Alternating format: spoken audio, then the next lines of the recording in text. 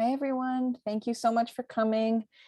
We still have a lot of people logging in just now, so we're going to wait probably another minute or two, and then we'll get started.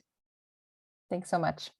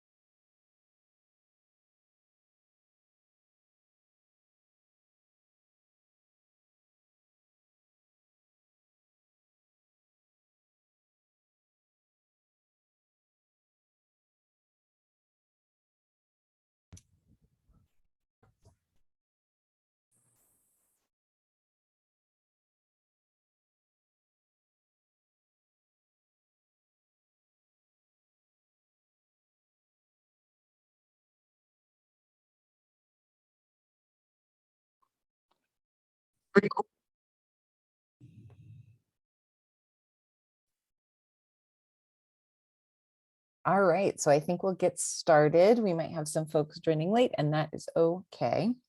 For those of you who don't know me, my name is Raina Oliker. I'm the administrator for the Colorado Green Business Network. I am also joined today by Alicia Chinda, one of our green business specialists who's helping me run things today and is going to be presenting with me. And I want to welcome you all to our application workshop, 10 tips for your Colorado Green Business Network application.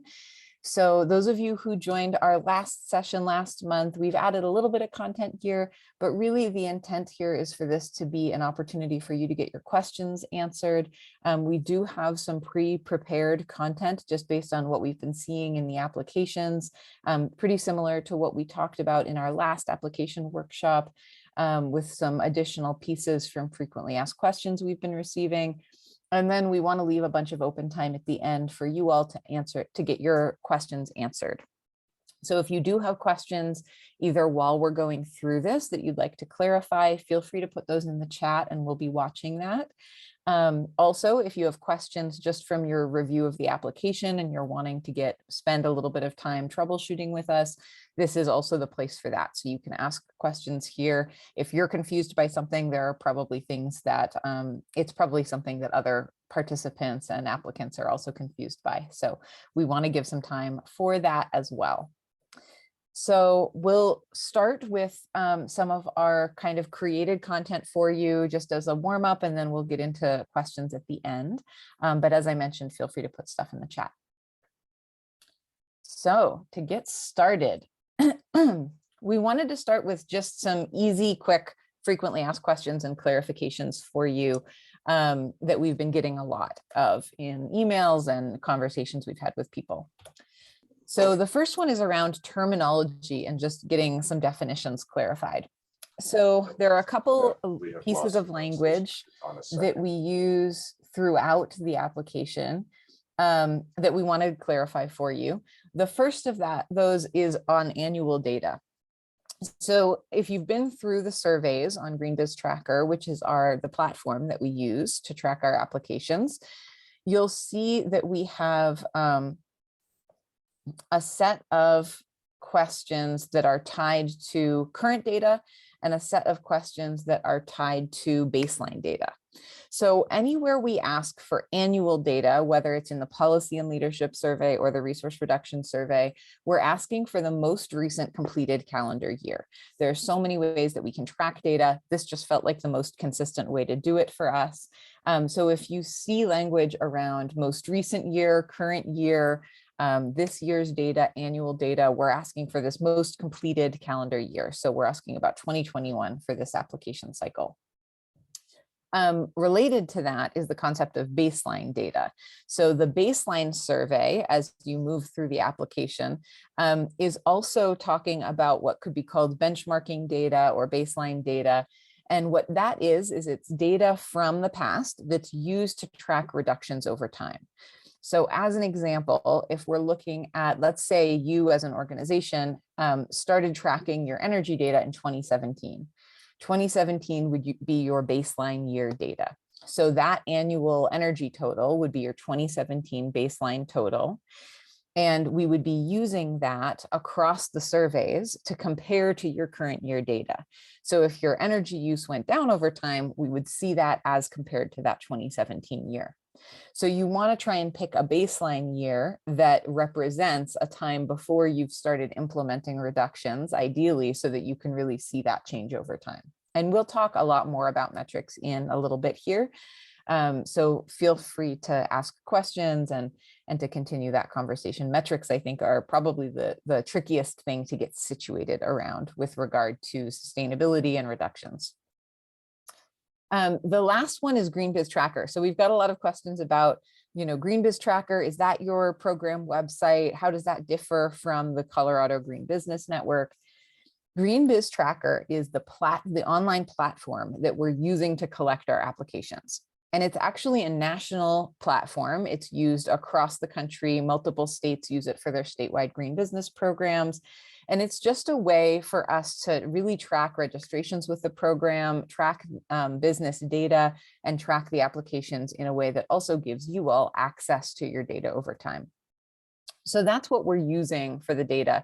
And that is why if you've been to the GreenBiz Tracker website and you've registered already, you might notice that it has kind of general language about programs, that maybe some of the questions feel like they don't quite line up in the registration page in particular with what we're asking elsewhere.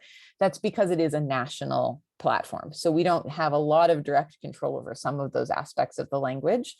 And that's also why the Colorado Green Business Network homepage is where we have a lot of our resources and the specifics of our program listed. So if you Google Colorado Green Business Network or you find our state website, that's where we've been posting recordings of our trainings and our workshops. That's where we've been posting resources like our rebates map, which gives you access to rebates across the state. So a lot of that more specific program content can be found there. The other piece that I wanted to clarify was square footage. We've gotten a lot of questions about what kind of goes into what category. So I'll just do a quick overview here. In terms of square footage, we're asking for 4 kind of categories. So there's indoor heated and conditioned space, which is kind of traditional spaces, right? So office spaces, anything that's heated and air conditioned so that people can stay in the space and be comfortable. Indoor unconditioned space. So examples of this might be a tool shed or an unheated barn. These are spaces that aren't heated, maybe aren't even electrified, and that are just used primarily for storage and are kind of like, they might be weather dependent in terms of use, but they're not heated spaces. We also ask about landscaped and outdoor space.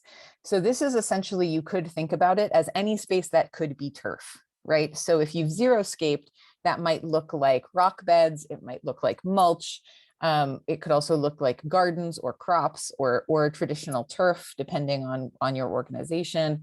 So these are landscape spaces that are cared for and growing, or xeriscaped. And then the last category is paved. So these are spaces that are kind of prepared for human and vehicle traffic. So we have permeable and non-permeable paved spaces. So if you have, for instance, a gravel road, that would still be a paved space. It would just be a permeable paved space, right? Because it doesn't have concrete or asphalt skimming the top of it. So we're looking here at parking, patios, walkways, roads, things like that. And these can be estimates. They're numbers that are used to assess scoring. So you'll see in other places, for for instance, in our water section, we ask what percentage of your total paved space is permeable space. So those calculations are done using the information you give us based on square footage. So you want it to be close, but it doesn't need to be exact. And if you are kind of rounding as close as you can, that's totally fine for our purposes. You're not going to get in trouble if you're off by a couple square feet, if that makes sense. Another question that we get quite a bit that we wanted to clarify for folks is the data that you enter in the application private? So as a state-based program, all of the information that we gather as part of a state-based program is kind of applicable to CORA. So CORA is the Colorado Open Records Act. This is an act that allows for any resident in Colorado to request information on state programs. So any of the information that's in the database, the information that we keep on hand for our program is all CORA-able. So someone could ask for that data. It's part of why we've designed the program the way we have. We're asking for high-level data. We've restricted what we're asking for to really like annual totals, generalities on policy. We're not asking you to upload any information about, let's say, health and safety policies, evacuation policies. None of that is being requested by us. That's all, sensitive information as we see it. So we're trying to keep our application really high level so that it doesn't feel like you're submitting information that shouldn't be available to the public. We also do often share that this is a pretty infrequent happening. I think maybe we've gotten one specific CORA request over the last 15 years with regard to the Green Business Program.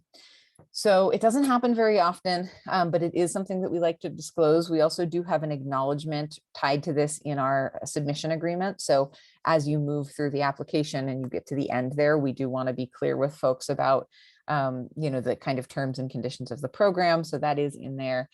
But what we also like to underscore is that all of the questions in our application are optional. We're not mandating that you give us any information you're uncomfortable with. So you can always skip questions. Each question does have a point value tied to it. So skipping a question means that you don't have access to those particular points tied to that question. And as we'll say several times in this presentation, you don't need all of the points in the application to get recognized. So it is okay for you to skip a question if you feel uncomfortable providing that information in a way that might be public.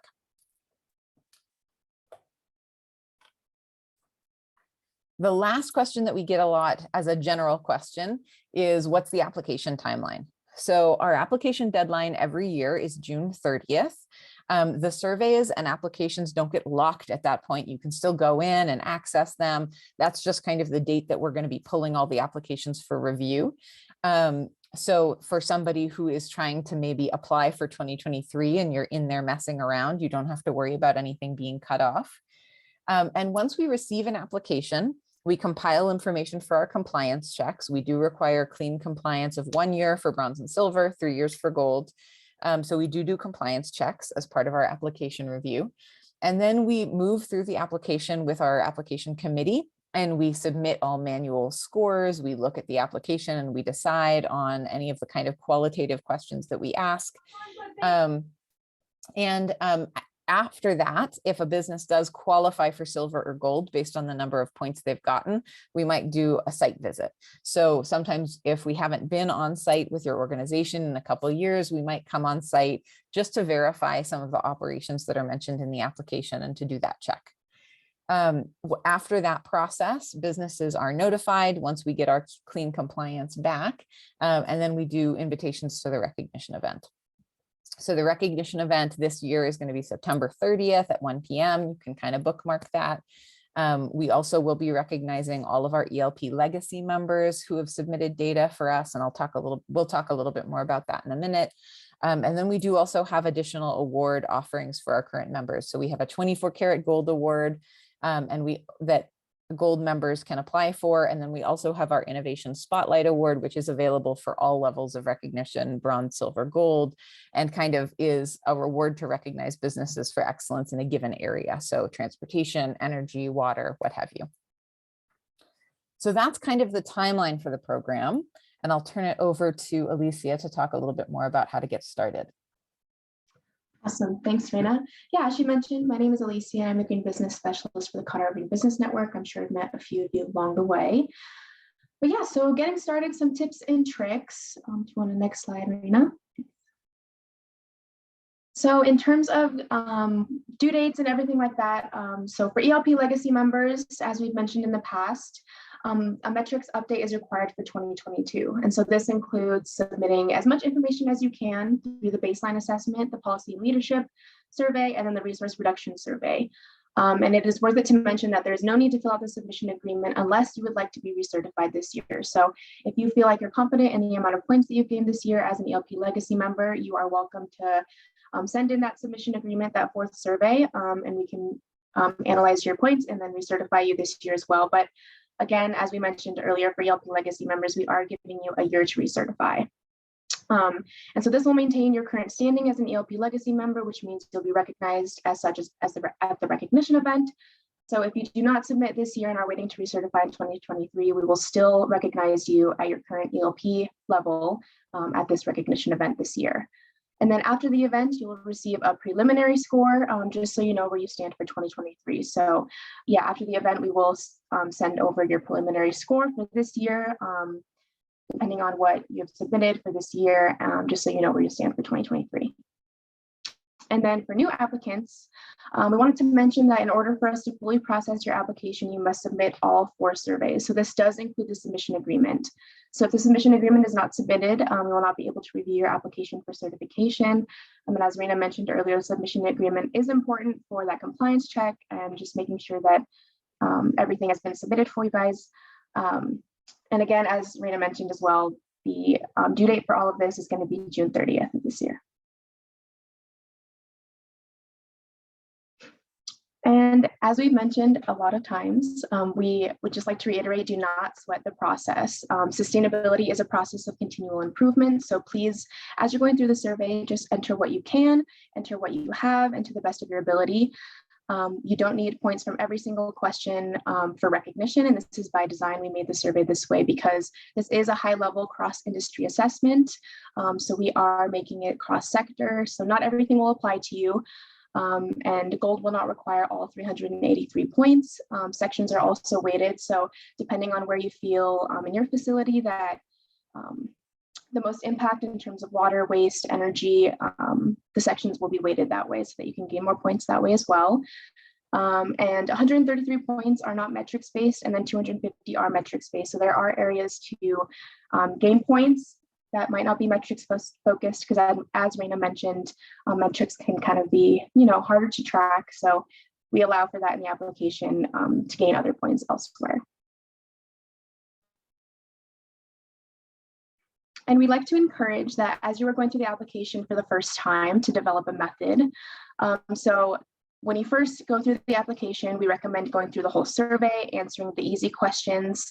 So check the absolute yes and no answers for your organization, enter the metrics that you have ready just to kind of go through that first time. And then as you're going through that, make note of questions that you need to learn more about, or if there's metrics or data that you might not have gotten from different facilities and stuff like that, and data that needs to be collected, just make note of that so that the second time around that you go through the application, it's a little easier to kind of go through.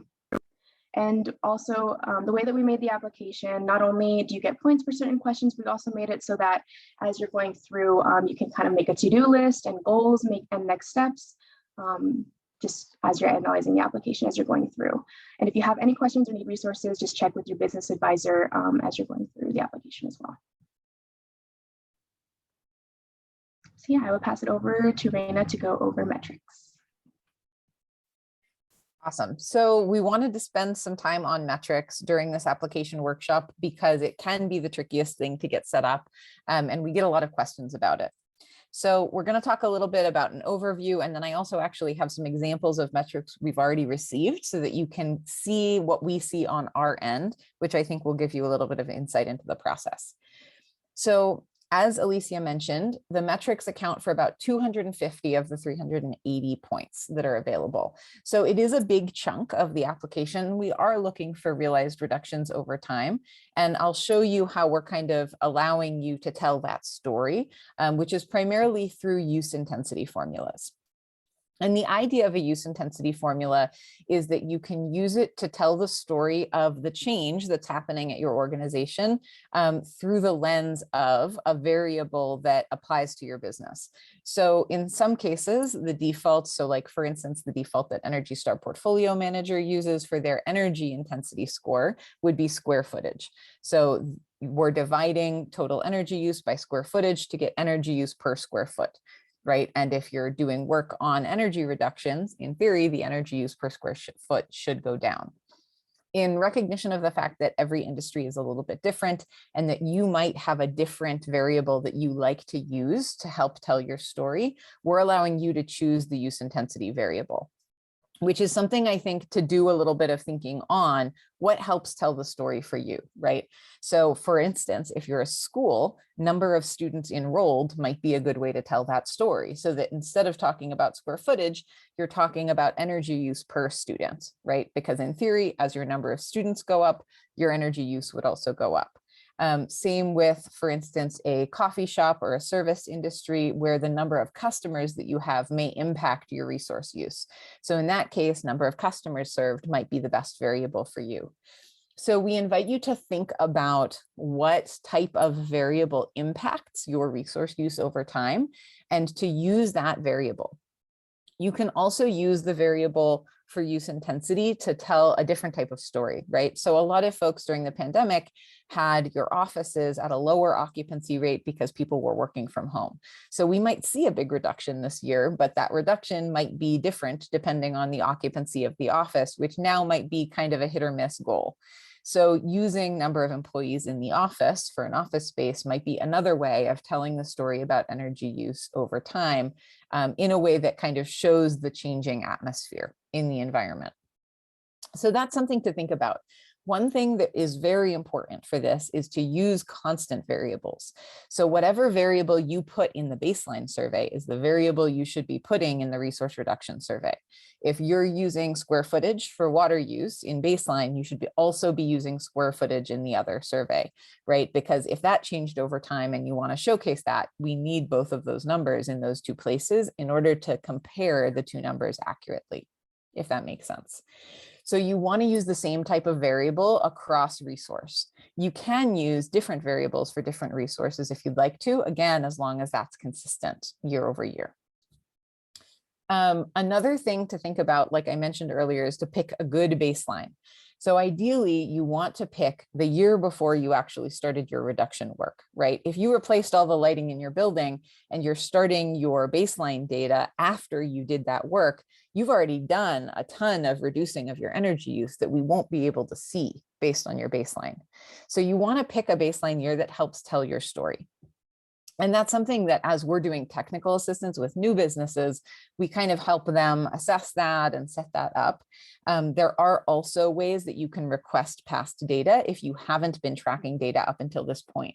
So Excel, as an example, has a green button connect program, which allows you to get 48 months of data if you haven't been tracking that data. And it is specifically for this type of benchmarking. So Excel has a program for that. I know a lot of utilities do offer that if you request it. So I would look into which utility you use and see if there's a way to get that past data for your baseline. So here are a couple examples of what we get when we look at our data. So this is an example of energy specifically, and we're looking at the energy baseline compared to the energy current year. So on the left here, you'll see the baseline data that we got. And I have a couple things highlighted so that you can see where sometimes mistakes can be made. So as an example, this second line from the top, the 2021 data, we didn't get a baseline data. So we didn't get numbers for the baseline year, and then we did get numbers for the current year. In that case, we can't provide points because we can't see the reductions over time. So it is good to have your current year data. If this year is your current year, you can put that in the baseline as well so that we can see that the two are the same. And then next year, you'll have a next set of data and we'll be able to compare and assess. But you do always want to make sure you're providing baseline data in the surveys. The next place you'll see some of those red boxes is that 2017 line. So you can see here in this case, in the baseline assessment, this organization listed per unit of product produced as their preferred variable. And then in the current year, they didn't provide current year data, and they also didn't list a preferred variable.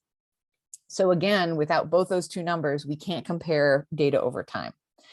So we see 2017 as a baseline. That's probably a really good baseline because it gives us a few years to compare, but we need that current year data as well. Another example is lack of consistency across the use intensity variable. So the line before this, this person used square footage in their baseline survey and then per employee in their current year data. So that's another example of we can't compare these two numbers. And then we, as the application committee, are left to decide, well, which of those two variables should we use, because we need to use a consistent one. So in that case, if we do get two different variables, we're going to select one.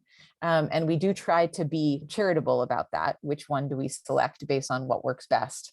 Another thing I'll say about this particular line is that per employee, when there's only one employee, not the best variable because we're dividing everything by one, right? So it's not a good way to tell the story of change over time if you pick a variable that's not changing. A couple places where data has been submitted really well are these green boxes here. So in that first line, you can see that they picked the same use intensity variable. They gave us good data across 2 years, and we can actually see in that calculated use intensity that the number has gone down over time. So per unit of product produced in 2019, their energy use per unit of product was 12 kilowatt hours. And then for their current year data, it dropped to 9.910. So they did actually see some reductions over time in their per unit of product energy intensity. So that's a good example of that. Another one, if you go a couple more lines down to that 2020 line, you can see that they also gave us good data. Their number in this case went up a little bit. That's okay, it happens, but the data is there and it's easy to track, which I think is the most important thing. We also do want to mention that when you give us square footage, or if you don't put anything in, we're set up to automatically pull the square footage that you give us in the baseline survey. So again, the numbers that you put into that baseline survey are used as a reference to calculate points in the rest of the survey. So the other piece that I wanted to mention about use intensity formulas is that this really is, I think, helpful for you all. As I mentioned, it's kind of a normalizing factor, and it helps tell the story over time, especially if you're an organization that's growing or changing pretty rapidly year over year. So the most important thing is that you want to pick something that is consistent over time, or that, consistent over time, as in you use the same variable over time. The variable can change itself over time. And if you're switching facilities, the use intensity formula actually still makes it easy for you to tell this story, right? So if you've moved from a facility that's 8,000 square feet to a facility that's 11,000 square feet because you needed more space, you can still give us data from your old facility. And if you're dividing by square footage, it still helps tell that story, right? If you moved into a more energy efficient space because you wanted a more energy efficient space, even if it's a little bit bigger, we should be able to see that choice and that result through that use intensity formula. So that's part of why we're asking for data that way. And we're happy to answer more questions about this as we go. For businesses that don't have an easy baseline year or that are struggling with benchmarking, us too, benchmarking is hard when you don't have baseline data. So this is something we wanted to address because we do have occasional businesses that, let's say, built their facility energy efficient before they moved into it because that was a value for them. And so now they can't demonstrate reductions over time. We're happy to help on a case-by-case basis. Those businesses figure out how to tell that story and figure out what their benchmark should be. It's not an easy answer, so we don't want to provide something in the training, but we are available to support that conversation and to help troubleshoot those situations where you might not have an easy baseline year. So feel free to reach out to us in those instances. There are, in some cases, publicly available baselines and benchmarks that you can use. For instance, Energy Star Portfolio Manager's Energy Score. So those scores are only available for certain sectors. On the right side of the slide, you can see which sectors that's available for. But that is a way of demonstrating kind of a comparison point if you don't have a full year of data prior to when you implemented change. So you can use the Energy Star scores for that. And again, we are available to support you in kind of figuring out what makes the most sense to help you tell that story.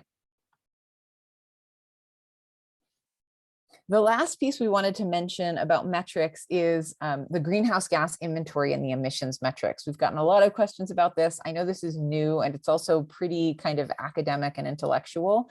So I wanted to take a minute and just talk a little bit about this.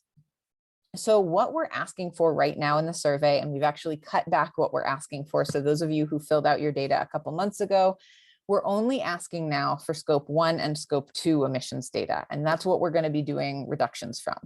And the reason for that is that a lot of organizations never do a complete scope 3, right? Even organizations that have worked on scope 3 inventories usually are only looking at pieces of their scope 3 inventory. And what I mean by that is if you look at this graphic here, scope 1 is direct emissions. So we're talking about on-site combustion of fuel, and we're talking about fuel use in company vehicles. So it's a pretty limited scope, right? It's very direct to business use and to the impact of the building. Scope 2 is indirect emissions from purchased energy. So that's where if you're buying energy from Xcel or from Black Hills Energy, that's the emissions associated with their energy portfolio and with the energy you're purchasing. Scope 3 is everything else. So scope 3 is a daunting category for emissions data. It includes all outsourced activities. It includes vendors and contracts that you have with vendors. It includes waste, business trips, employee travel, customer travel, potentially if you work at a venue. So a lot fits into that scope 3 inventory, and it can be really difficult to quantify without paying a consultant or doing quite a bit of research. So we didn't feel comfortable necessarily, and we felt like it was a little bit of an equity and access issue to ask about scope 3 because it can be really difficult for businesses to quantify. So what we decided to do instead is we're giving qualitative points for businesses that have done some part of their scope 3. So we have a place in the baseline survey for you to enter scope 1 and scope 2 baseline data. And then in our policy and leadership section, PL8 is the code for the question. We ask about current year emissions data where we give you a spot to put in scope 1 and scope 2, and then we give you a spot to talk about work you've done on scope 3.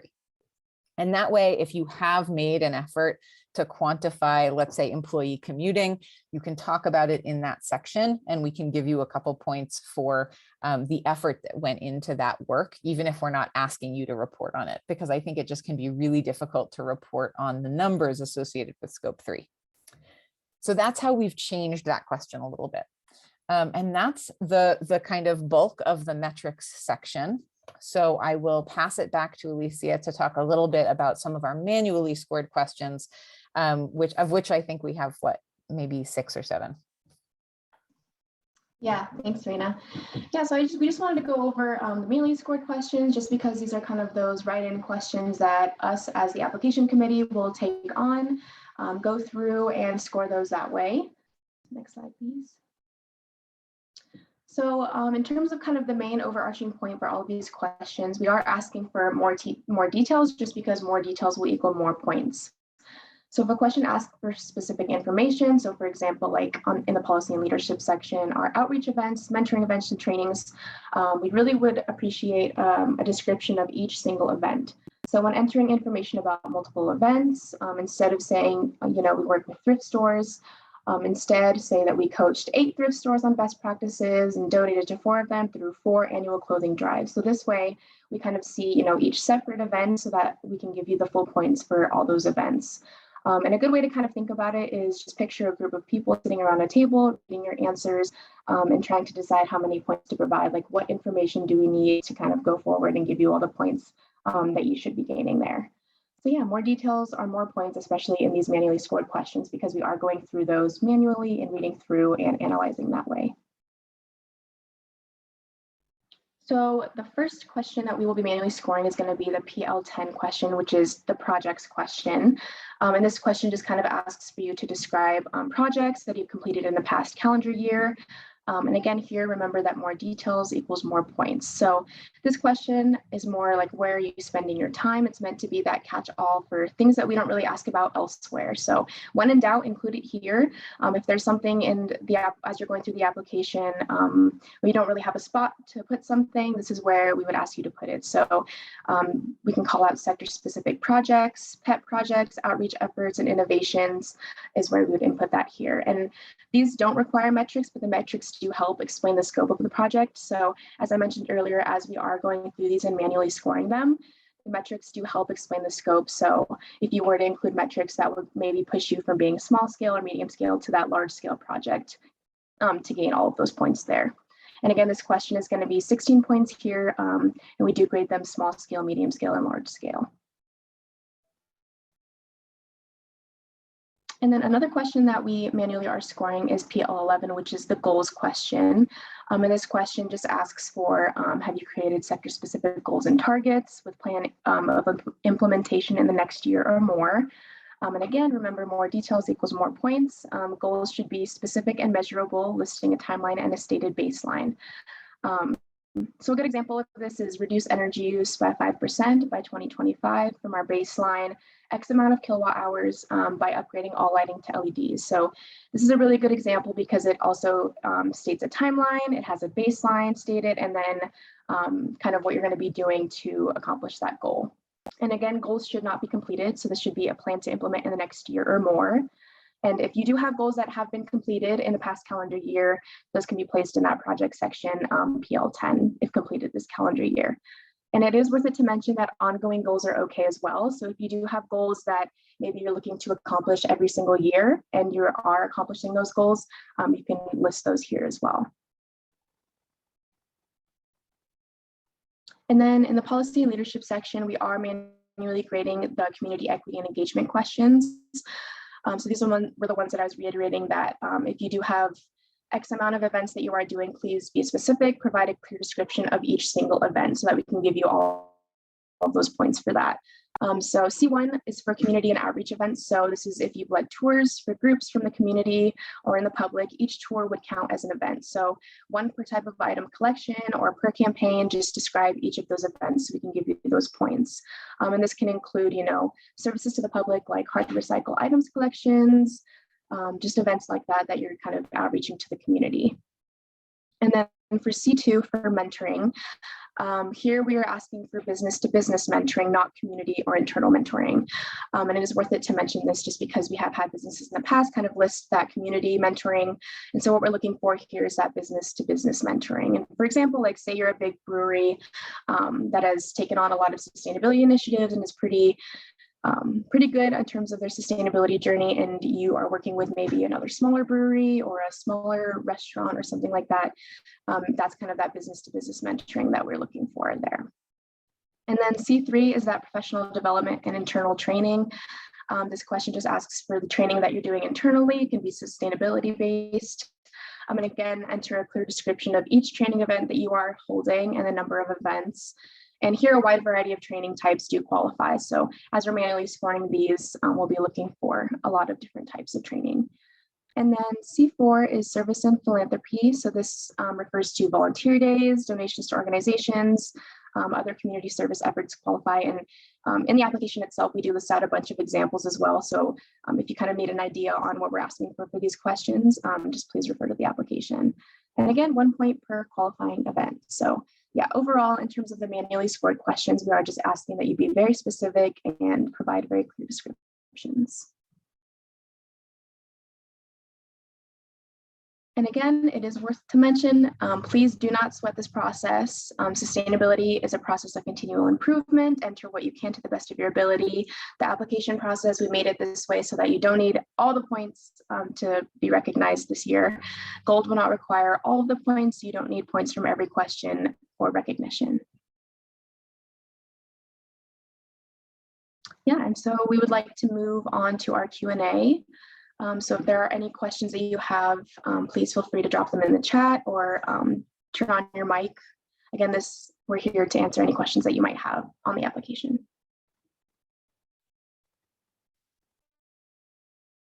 Apologize if you answered this earlier because I was late logging on, but you keep mentioning you don't need all the points to achieve gold. Are there defined point levels? So this is something where, we internally have some ranges that we're considering for those point levels. It's important to us to make sure that we get all of as much data as we possibly can, so that we can kind of sanity check those before we publish them. So what we're looking at right now is probably something around 20 to 25 points for bronze, something around 75 points for silver, and something around 100 points to 125 points for gold. Those are preliminary ranges. So I would say don't stick with those. We are going to be finalizing that after we get this first round of application, and then those numbers will be public. But we're really just wanting to see what we get this year. And that is part of the reason as well for the ELP Legacy program, is we're encouraging ELP members who we've recognized in the past to give us as much data as they can, so that we can see what that data looks like and what we're getting from folks that we know are doing really good work in the realm of sustainability. So I know that's a little bit of an evasive answer, but does that give you kind of a sense, Greg? No, that's fair. Thank you. Yeah, and that's part of the reason as well that for ELP members, we are recognizing those businesses rather than requiring them to recertify immediately. So we're asking ELP members to submit as much data as they have. And then, like Alicia mentioned, after the recognition event this year, we'll send out a preliminary score.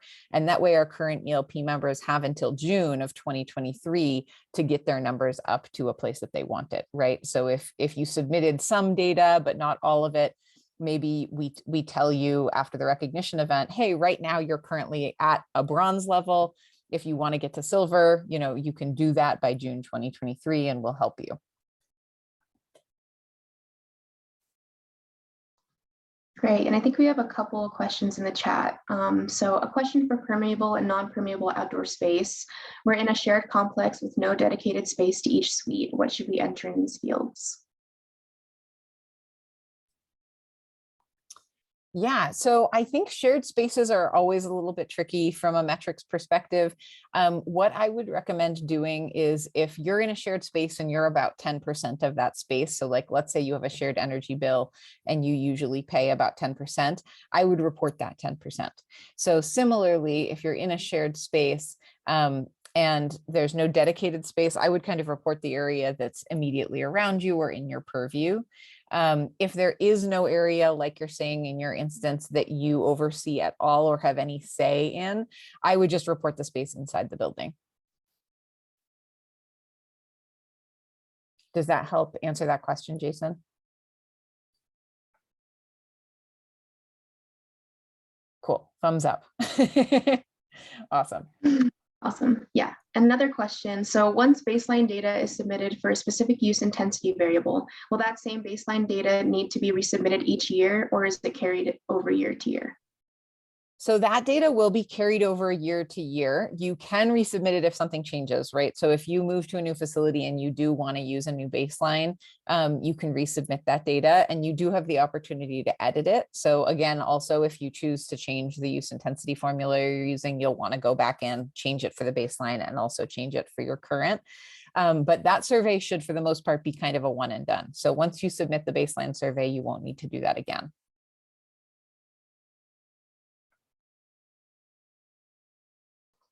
Cool. And then Carolyn is asking, when will we hear from you about our application process, whether or not we are recognized in which level?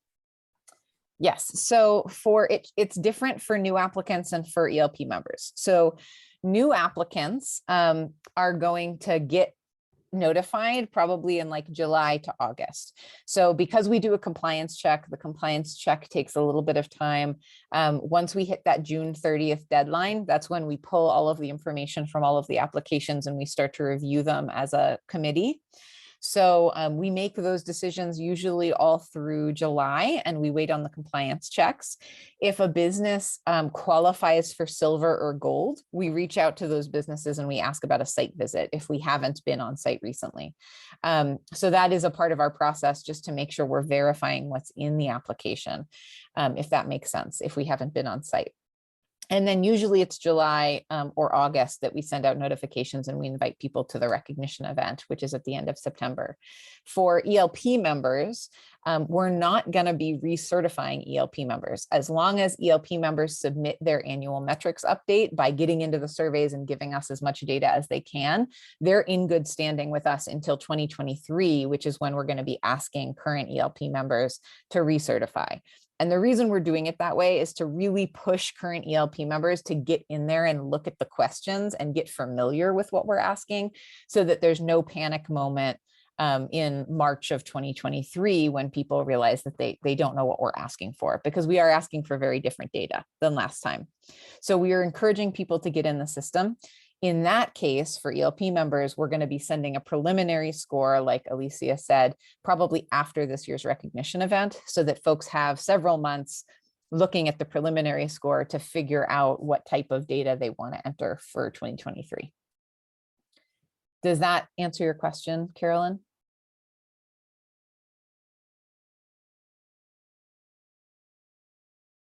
I think so. Okay. Yes. Sorry. Okay, cool. No problem. I just always like to verify that I'm actually giving you what you need. All right, Greg is asking, is it possible to have different baseline years for different metrics? Yes, thank you for asking that, Greg. So you can have different baseline years. I mean, like Alicia has said a couple times, this is a process, and sustainability is really a process of continual improvement. So it might be true that you can't track waste right now, and that's okay. You can skip the waste questions for right now. And then when you can start tracking waste, you can develop a baseline for your waste data specifically. Usually businesses have energy data because they have Excel bills and they're paying that. Often there's water bills associated as well. So those are two good places to start, but it varies so broadly depending on the industry, the leasing agreement, all of those different pieces, that we just encourage you to kind of enter what you have. And as you develop more data, you can create new baselines.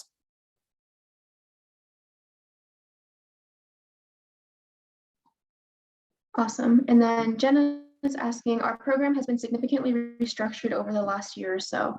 Do we need to complete this year's surveys in order to be considered for recognition in the future, or can we skip this year while we get our feet under us? So you can skip this year if you'd like. The only thing I would say, Jenna, I'm not sure if you're with a ELP member. Your name looks familiar, so I think you are with a previous ELP organization. I'm with Parker Water and Sanitation District, but this is my first time being with the environmental committee, so we're kind of not really sure what to do. Got it. Okay, so I'd be happy to chat with you a little bit more. I would say so Parker Water and Sanitation, I think, has been an ELP member in the past. Because you're an ELP member, the nice thing about this year is that you get that grace period. So as part of our kind of transition to this new program. So what I would say is enter whatever you kind of have. So I would go in, look at the surveys, don't feel pressured to do it all. Just kind of go in and see what's there and what you already have the data for and what you need. And that'll kind of get you set up for 2023. If you do that, you stay in good standing with the program. We continue to recognize you as a legacy ELP member in our program until 2023. And that gives you a year to stay in the program, stay recognized, but get ready for that 2023 year when you'll be asked to recertify. So that's what I would do. Does that make sense? Yeah, I'll pass that along to my colleagues too. Okay, cool. Yeah, we're trying to be really understanding because we are asking for really different information, and we don't want any of our longstanding members of the program to feel like they're being pushed out, right? Just because we're asking for new stuff and you weren't ready. So we're really trying to give you time to get used to the new application and get your data organized before we recertify you.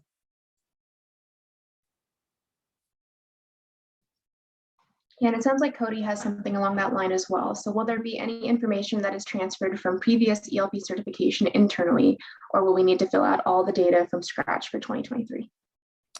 So whatever data you fill out this year as part of your metrics update will still be there for 2023.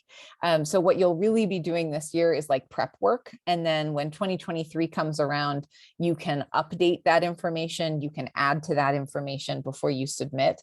But your data, your application this year will stay live as your application for 2023 if you're an ELP member.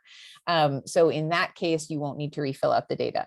But as just a clarification, in case this is also what you're asking, data from previous years, like before we started with Green Biz Tracker, aren't in the system.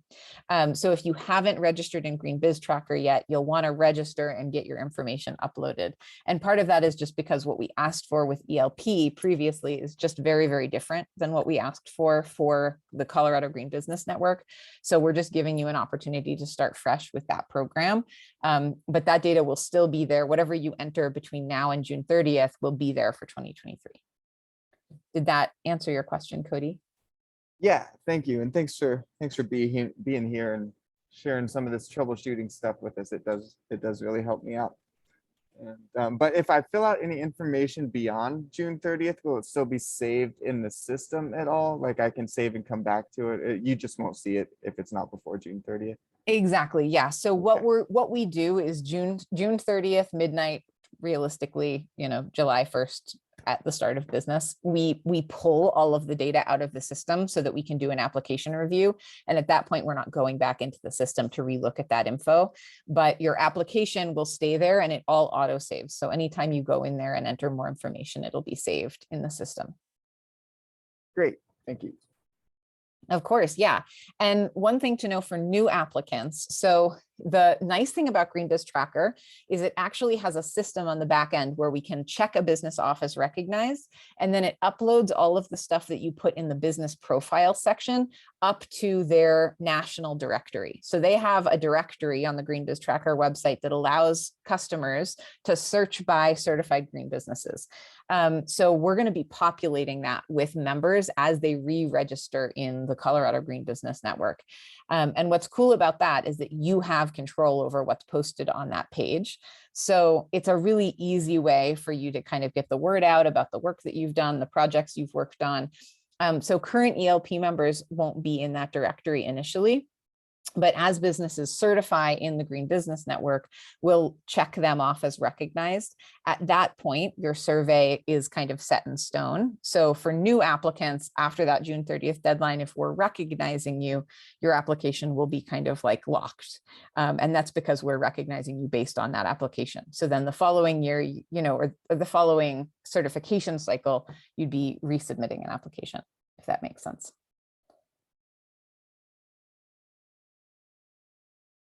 Any other questions? We have a couple more minutes here. All right, looks like we have one in the chat. It says, good morning. What is the driving factors in making so many changes from the ELP program to this new Green Business Network? Yeah, so a big part of it is feedback that we got on the previous program. So Lynette Myers, who ran the program prior to me taking over, is still part of our team. She was really active and involved in this kind of reorganization of the program.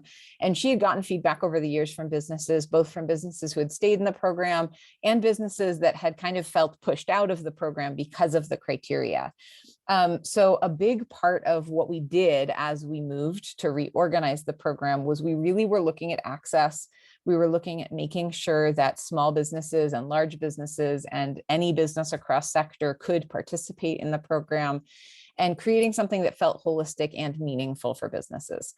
So those of you who know our previous ELP criteria, it was based on environmental management systems, which are valuable systems, but are very difficult for small businesses to implement and require a lot of context and knowledge around what the paperwork needs to look like, what the documentation needs to look like, and also include a lot of sensitive data. So an EMS also includes evacuation procedures, right? So we were asking for data that we didn't feel comfortable keeping on file, that we were going on site to verify. So it just wasn't a program that easily matched up with small businesses and with the requirements of our program internally. So we did do a lot of stakeholder engagement. We had about 40 businesses involved in focus groups early on. We had another 15 businesses that were involved in a really detailed review of the questions that we're asking and how we're grading them. So we really tried to keep, especially our ELP members, involved throughout the process. We sent out surveys, we sent out emails. So we did a lot of work to make sure that we were doing something that felt good for our current members. And we really wanted to make sure the questions we were asking were indicative of the best practices that we want to see across industry, which really are tied to resource reduction, right? There are policies that we know help businesses create change in their organization. There are practices that we know lead to resource reduction, including tracking. So we really wanted to promote those best practices instead of promoting a management tool that requires businesses to do things a certain way, right? Because that worked really well for some industries and not really well for others. So we wanted to kind of move away from something that felt like an access barrier for businesses and move towards something that felt a little bit more holistic for businesses that are in a lot of different situations. Does that answer the question, or is there a more specific aspect of the criteria? You said excellent, thank you. So I think you answered that well. Cool. And Tina is asking, can you clarify how we use the multiple site certification application? Yes, thank you. That's a really good question. So we know that we have a lot of members in our program and that there are just a lot of businesses out there that have more than one facility. We didn't want you to have to fill out 1 million applications for your organization. So the multiple site certification is the way that internally we've allowed you to provide information from multiple facilities. And you can choose whether or not you want to do this. So for instance, if you're a business that has 2 sites, it might be worthwhile to submit them as separate applications, because then you can really showcase the work you did in both of those 2 facilities, as opposed to lumping them together and getting kind of an average score. So in some cases, you may choose to do it as separate facilities, even if you have more than one. In instances where that doesn't apply to you, maybe you have 40 facilities, maybe you're a construction firm and a lot of your sites are where, where the impact is happening is not your main office. In those types of instances, the multiple site certification is the best option. And the way that you would do that is there is a qualification question. So we do require you to meet certain criteria to qualify for multiple site certification. Primarily, we want to make sure that if you're answering a question about policy, that policy applies across organizations, right? So if each facility has totally different policies, it's really difficult to apply with one application because the questions aren't going to be answered properly, right? So that's one of the big things we're looking for. But the way that you'll do multiple site certification is you'll answer R7 in the baseline survey, which is the qualification question for multiple site certification. And provided that's good to go, you'll fill out the rest of the application by providing cumulative numbers. So when we ask, for instance, for energy data, you'll be adding up the numbers across your facilities and providing one piece of data for that total. And likewise for the intensity scores, if you're doing square footage, you'd add up the square footage for your facilities and you'd provide that total. So that's how you do that. We tried as much as possible to include a section on the survey that says for multiple site certifications, here's how you do that. If we missed any sections, let us know, because we're still building this out. But that's the basics of how you'd use the multiple site certification. We also do have sections for you to upload documents. So if there's additional clarification that you want to provide as part of a multiple site certification, you can upload a document with that if you'd like to. You can also email us and ask us questions. So we're happy to help. But Tina, was there a specific part of it that you wanted me to review, or is it just kind of that overview that you needed? Nope, that overview is perfect. Thank you. Awesome. Great. Yeah. And if you do have questions that come up along the way, feel free to reach out and let us know. Great. I see Caitlin has a hand up. Hi, yes. So going back to our multiple site location one, is that something that you feel could be beneficial for city governments to use, or would that lead to some challenges? So I think it depends on the particulars of the of what you're including in your scope, right? So I think with large organizations, you really want to think about what scope makes the most sense, because the more broad you try to make the application, the more complicated it'll become, right? So if you're including, for instance, like a water treatment facility, that facility is going to have such wildly different processes and procedures than, your main city office. So I would probably offer to separate those two things, if that makes sense, just because they're going to be so different looking in terms of daily operations and water use and things like that. But I think if you're talking about like all of the offices that are tied to the municipality, I think that could be a multiple site certification. But we're happy to kind of help brainstorm that based on the particulars of what you're up to. Does that make sense, Caitlin? Yes, that does. Very helpful. Thank you. Yeah, for So sure. corollary to that question, it's the same organization as Caitlin. And hopefully this is applicable to someone else too, and we're not just taking your time. But anyway, if we've got different parts of our organization that are certifying separately because we have different metrics that we use, et cetera, et cetera, et cetera. But we also have common policies and things like that, common outreach events between across the organization. There's no problem in both entities that are seeking certification referring to those same sets of, the organization did a community household hazardous waste collection event. I think I see what you're saying. No, I don't think there's any problem with, if there was a partnership. So like, let's say your water treatment facility and another facility kind of partnered on putting forward an event. I don't think there's an issue with both organizations listing that. I think there could be some strategicness in dividing up the events as well, right? Like if you put on 8 events that qualify as community outreach over the course of a period of time, you could divide them up and get points for all of it that way as well. So I think there's nothing wrong with shared events, and you could split them up if you want to as well. Awesome. And I see another quick question and then we'll wrap up, which is, do spreadsheet uploads, are they required? So they're not required. I would say if you're wanting to clarify or if you're wanting to provide that extra information, you absolutely can. And it always does help us to have extra information since we're kind of sitting on the back end looking at numbers and making sense of them. So it can help us, and it's not required. So if, again, for privacy reasons or just for kind of timelines and you're busy and not wanting to submit that, that's okay. Awesome. So I know some people are jumping off. We're at the hour. So thank you so much for coming and for listening and for kind of being along the road with us as we redevelop this system. We're always happy to get feedback and we're always happy to help. So feel free to reach out, whether it's to our general email or to one of us or another member of our team. And we're always happy to answer questions and help problem solve. And we're really looking forward to seeing all the applications. Thanks, everybody. Thank you for doing this for us today. Of course. Thank you so much, Craig, for coming. Appreciate you guys. Thanks. Absolutely.